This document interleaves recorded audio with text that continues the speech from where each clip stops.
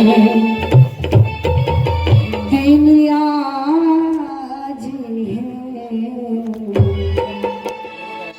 चलिए गुरुदेव के चरण में स्वागत गान से सेवा करी। सब मिल के मीठा मीठा ताली के सहयोग देता है। मंगलमय दिन आज है, गुरुदेव छथिन आयल। मंगलमय दिन आज है, गुरुदेव छथिन आयल।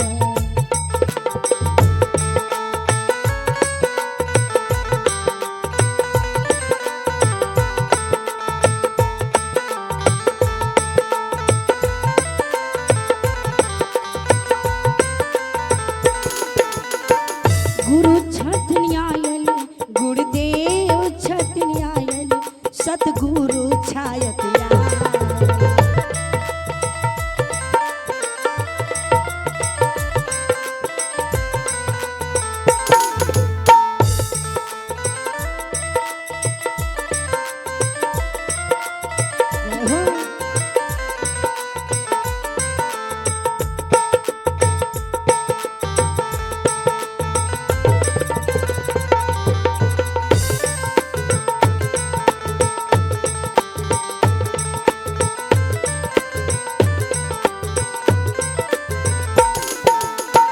जागल ममुदा गाम के भाग है,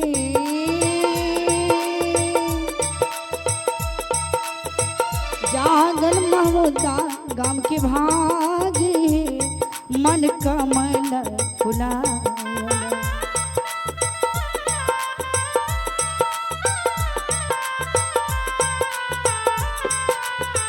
मंगलमय दिन आज है, सतगुरु छायत आयल। मंगलमय दिन आज है, गुरुदेव छथिन आयल।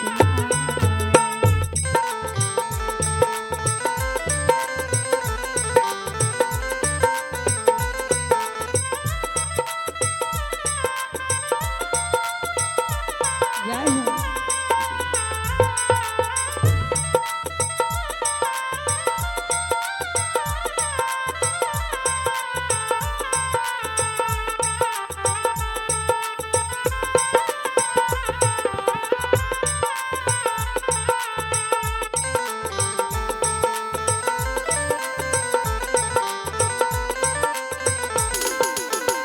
अक्षत चंदन फूल गंगा जल।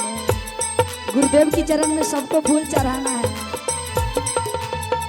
अक्षत चंदन फूल गंगा जल, एली चमे लिस डाला साजल। गुथि लवन कहे छाय, गुथि देवन हार गुलाब है।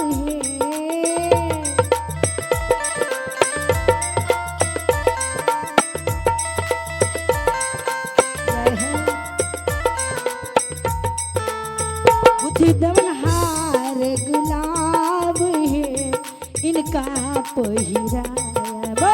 मंगलमय दिन आज है, गुरुदेव छथिन आयल।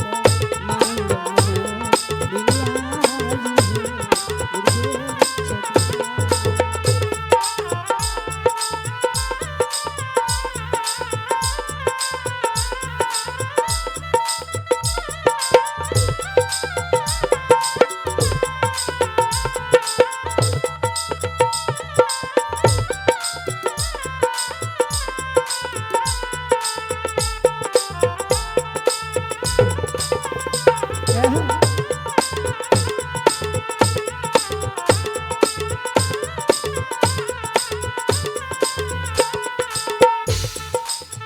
साधवी संगीता भारती स्वागत गाना गाओल।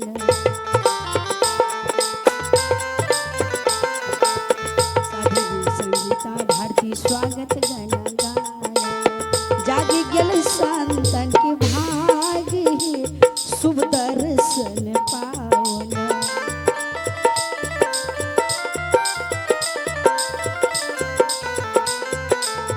जागे गेलन संतन के भार है सुदर्शन पालो मंगलमय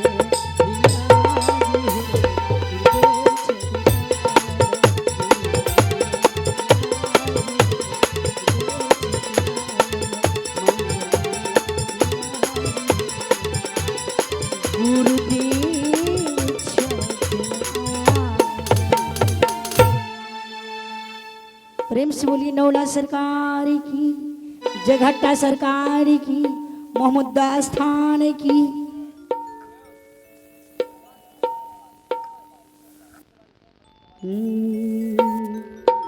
संत सरोवरे गंग जला, संत सरोवरे गंग जला।